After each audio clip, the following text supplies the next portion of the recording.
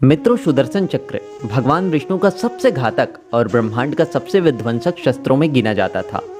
लेकिन इस दिव्य चक्र की उत्पत्ति को लेकर कई अलग अलग कथाएं सामने आती हैं। क्या आपको पता है कि ये सुदर्शन चक्र भगवान विष्णु के पास कहां से आया? पौराणिक हिंदू कथाओं के अनुसार भगवान कृष्ण ने सुदर्शन चक्र का इस्तेमाल महाभारत काल में किया था। पुराणों की माने तो सुदर्शन चक्र एक ऐसा अचूक अस्त्र था जिसे छोड़ने के बाद वह अपने लक्ष्य का पीछा करता और उसे खत्म करने के बाद वापस अपने छोड़े गए स्थान पर आता था। आज की इस हिंदू धर्म दर्पण की खास वीडियो में हम आपको सुदर्शन चक्र की उत्पत्ति की इन्हीं कथाओं से अवगत कराने वाले हैं। अगर नहीं जानते हैं तो वीडियो को अंत तक अवश्य देखें। सुदर्शन चक्र की उत्पत्ति को लेकर सबसे पहला कथा शिव पुराण में मिलता है, जिसमें एक कथा का वर्णन है जब पृथ्वी पर दैत्यों का अत्याचार बहुत बढ़ गया। दैत्य और दानव जब स्वर्ग लोक पहुंच गए तब सभी देवी देवता घबराकर भगवान विष्णु के पास गए। दानवों को परास्त करने के लिए एक दिव्य अस्त्र की जरूरत थी। तब भगवान विष्णु ने कैलाश पर जाकर भगवान शंकर की आराधना शुरू की। भगवान विष्णु ने एक ऐसे अमोघ अस्त्र की प्राप्ति के लिए भोलेनाथ के 1000 नामों से उनकी स्तुति की और प्रत्येक नाम के साथ एक कमल का फूल भोलेनाथ को अर्पित करते गए। तब भोलेनाथ ने भगवान विष्णु की परीक्षा लेने के लिए उन 1000 कमल के पुष्पों में से एक पुष्प को छिपा दिया। शिव की माया के कारण भगवान विष्णु को यह बात पता नहीं चली और जब उन्हें एक पुष्प नहीं मिला तो उन्होंने सोचा कि उनके नयन को कमल नयन कहा जाता है, अर्थात उनकी एक आंख ही कमल के समान है।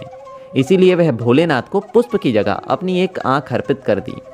भगवान श्रीहरि की भक्ति को देखकर भोलेनाथ अत्यंत प्रसन्न हुए और प्रसन्न होकर उनके सामने प्रकट हुए और उनसे वरदान मांगने को कहा।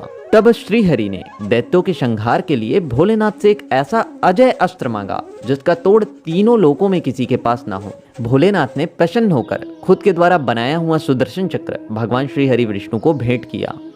श्रीहरि ने यह चक्र धारण किया और कई बार देवताओं को इस चक्र की सहायता से दैत्यों के अत्याचार से मुक्ति दिलाई, जिसके बाद सुदर्शन चक्र भगवान विष्णु के स्वरूप के साथ सदैव के लिए जुड़ गया। इसके बाद श्रीहरि विष्णु ने इस चक्र को आवश्यकता पड़ने पर माता पार्वती को प्रदान किया। माता पार्वती ने इस चक्र को भगवान विष्णु के 6वें अवतार भगवान परशुराम को दिया और भगवान परशुराम से ये चक्र जब द्वापर युग में भगवान विष्णु का कृष्ण अवतार हुआ तो उनके पास आ गया, जिसके बाद अनेकों का संहार महाभारत काल में कृष्ण के द्वारा किया गया। कुछ और कथाएं और किंवदंतियां मिलती हैं जिसके आधार पर इस चक्र का निर्माण ब्रह्मा, विष्णु और महेश अर्थात त्रिदेवों ने अपनी ऊर्जा को एकत्रित करके किया था। लोग ये भी कहते हैं कि महाभारत काल में अग्निदेव ने इस चक्र को कृष्ण को दिया था। इससे जुड़ी एक कहानी ये भी है कि इसका निर्माण स्वयं विश्वकर्मा के द्वारा किया गया था। विश्वकर्मा ने अपनी पुत्री संजना का विवाह सूर्यदेव के साथ किया, परंतु संजना सूर्यदेव की रोशनी और गर्मी के कारण उनके समीप नहीं जा पा रही थी। जब ये बात विश्वकर्मा को पता चली तो उन्होंने सूर्य की चमक को थोड़ा कम कर दिया और सूर्य की बाकी बची ऊर्जा से एक त्रिशूल, पुष्पक विमान तथा सुदर्शन चक्र का निर्माण किया। ये वही पुष्पक विमान था जो रामायण काल में रावण के पास था। तो मित्रों, इस प्रकार से सुदर्शन चक्र की उत्पत्ति को लेकर अलग अलग कथाएं और किंवदंतियां मिलती हैं। आपको हमारे द्वारा दी गई कौन सी कथा ज्यादा सटीक लगती है, कमेंट सेक्शन में अपनी छोटी सी राय अवश्य दें। और चैनल पर नए हैं तो इसी तरह के हिंदू धर्म पुराणों और शास्त्रों से जुड़े रहने के लिए चैनल को सब्सक्राइब कर बेल आइकन को अवश्य प्रेस करें।